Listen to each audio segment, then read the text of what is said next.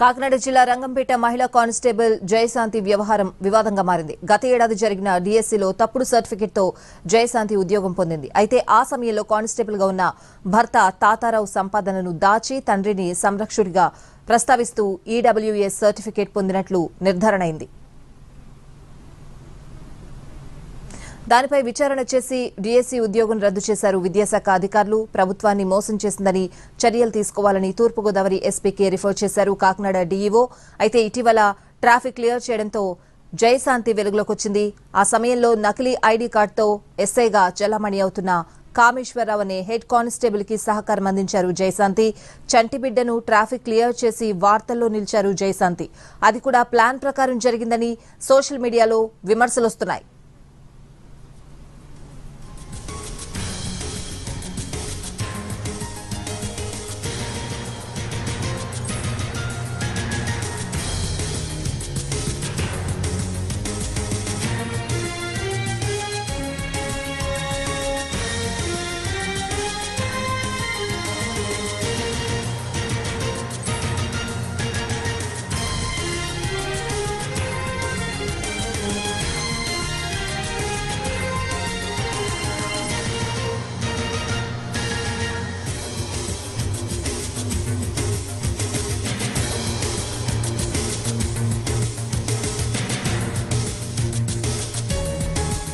మరోవైపు క్రమశిక్షణ చర్యల్లో భాగంగా రాజమండ్రి ఎయిర్పోర్ట్ నుంచి పల్నాడు ఎస్పీఎఫ్ కి జయశాంతి భర్త తాతారావు గతంలో బదిలీ అయ్యారు. క్రమశిక్షణ చర్యల్లో భాగంగా రైల్వే నుంచి లా అండ్ ఆర్డర్ కు జయశాంతిని బదిలీ చేశారు అధికారులు. భార్యాభర్తలపై క్రమశిక్షణ చర్యల్లో భాగంగా చర్యలు తీసుకోవడం, డిఎస్సీలో తప్పుడు ధృవీకరణ పత్రంతో ఉద్యోగం సంపాదించడం లాంటి ఆరోపణలు రావడంతోనే చంటిబిడ్డతో ట్రాఫిక్ క్లియర్ చేసినట్లు హడావిడి చేసిందని విమర్శలొస్తున్నాయి.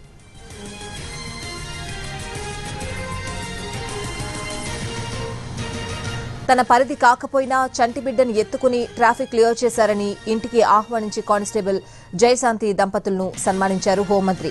ఇంటికి పిలిచి మరీ సన్మానించారు.